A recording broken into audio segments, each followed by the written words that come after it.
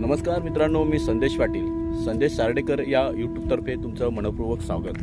मित्रांनो, पुन्हा एकदा आपण आलेलो आहोत सार्डे येथील ऑक्सिजन पार्क येथील नव्यानं सजलेलं, रंगरंगोटी केलेलं, विविध प्रकारचे पक्षी प्राणी याचे यथेच्छ असं दर्शन घडवणाऱ्या सार्डे विकास मंचातर्फे तसेच पिरकोण गावातील सतीश गावण यांच्या सौजन्याने तयार झालेले एक चांगला उपक्रम जो तुम्हाला आता मी दाखवण्याचा थोडासा प्रयत्न करते। मित्रांनो, नक्कीच पहा की सार्डे विकास मंचतर्फे तसेच सतीश गावण यांनी जे केलेल्या नवीन उपक्रमातर्फे वेगवेगळी जी रंगरंगोटी, वेगवेगळे प्राणी पक्षी यांचं यथेच्छ दर्शन घडवणारे जे काही दाखवलेले आहे ते त्याचा थोडासा दाखवण्याचा मी प्रयत्न करत आहे। मित्रांनो, हा व्हिडिओ तुम्ही नक्कीच पहा। तुम्हाला त्यामधील एक नवीन उपक्रम झाडे लावा झाडे जगवा आपण नेहमी म्हणत असतो। मित्रांनो, झाडे जगवणे ही काळाची गरज आहे। कोरोना काळामध्ये आपण बघितलेलं असणार आहे की झाडामुळे आपल्या काय प्रॉब्लेम झाला असेल, ऑक्सिजन नसल्याने कित्येक असे लोक, आपले चांगले लोक असे इथून देवाघरी निघून गेले आहेत। मित्रांनो, झाडे लावा, नक्कीच झाडे लावा। झाडे जगवल्यानेच आपल्याला त्यापासून वेगवेगळे उपलब्ध तुम्ही पाहतच असणार की पाणी नसल्या कारणाने, पाण्याचे दुर्भिक्ष असल्या कारणाने झाडांची काय जी अवस्था होती तुम्ही पाहू शकाल। मित्रांनो, झाडे लावा झाडे जगवा हा नेहमीचा संदेश दिला जातो, पण आपण तो हा अस्तित्व आणतो का? नाही मित्रांनो, त्यासाठी आपण नक्कीच प्रयत्न करा। मित्रांनो, पाहू शकाल तुम्ही आता एका छानशा दगडावर एक सुंदर असं हरिण हे सब काय पाण्यामध्ये बसून पाणी पिताना दाखवलेलं आहे। पण मित्रांनो, तुम्ही पाहू शकाल की आजूबाजूला जी काय हे डोंगर जमीन आहे त्यात गवताचं दुर्लक्ष आहे। मित्रांनो, झाडं लावा, पेड़ लावा। इथं समोर तुम्ही बघू शकाल की एका झाडावर चांगला एक संदेश दिलेला आहे की पेड़ लगाओ पेड़ बचाओ, इस दुनिया को सुंदर बनाओ। मित्रांसाठी त्यासाठीच आपल्याला झाडांची लागवड करायला लागेल। फक्त संदेश देऊन हा फायदा नाही, तर त्यासाठी एक प्रयत्न करायला हवा।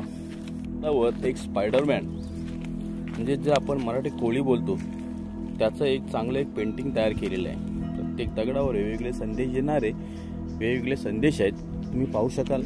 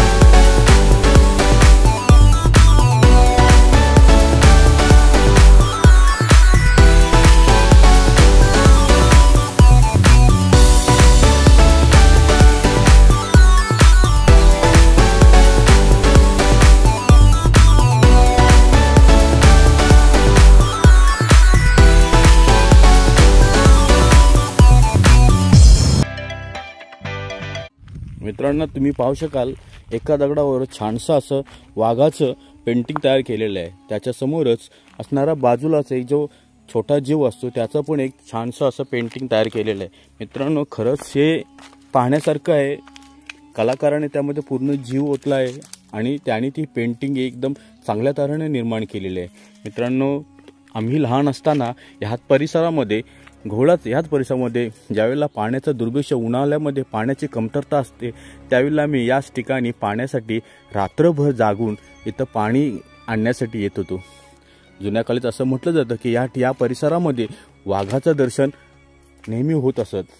लहानपणी आम्ही ज्यावेळेला फिरण्यासाठी किंवा डोंगर माथ्यावर येत असतो त्याच वेळेला आईवडिलांसोबत येत असताना इथेच आम्हाला ससा, हरिण, वानर, माकड यांचं भरपूर प्रमाणात दर्शन होत होतं. पण आत्ताच्या काळाच्या ओघामध्ये मानवाने जी झाडांची कत्तल केलेली आहे आणि जी मातीचं हे उत्खनन केलेलं आहे, त्यामुळं या ठिकाणी प्राणी पक्षी यांचासुद्धा आपण नायनाट होताना दिसत आहे. याच ठिकाणी तुम्ही पाहू शकाल याच ठिकाणी कलाकाराने चांगलं असं निसर्गनिर्मित असं वेगवेगळ्या पक्ष्यांची आणि फुलझाडांचा एक छानसा असा एक वर्तुळ मस्तपैकी तयार केलेला आहे. तुम्ही पाहू शकाल. मित्रांनो, या ठिकाणी लहानपणी ज्या वेळेला आम्ही येत असतो त्यावेळी पाणी भरायला इथे बायांचा डोरा म्हणून हा प्रसिद्ध होता.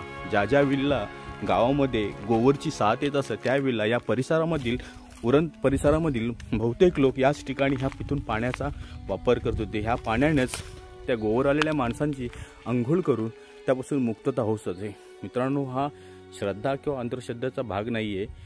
आम्ही अंधश्रद्धा कोणती पसरवण्याचा हेतू नाही, परंतु लोकांचा जो श्रद्धा आहे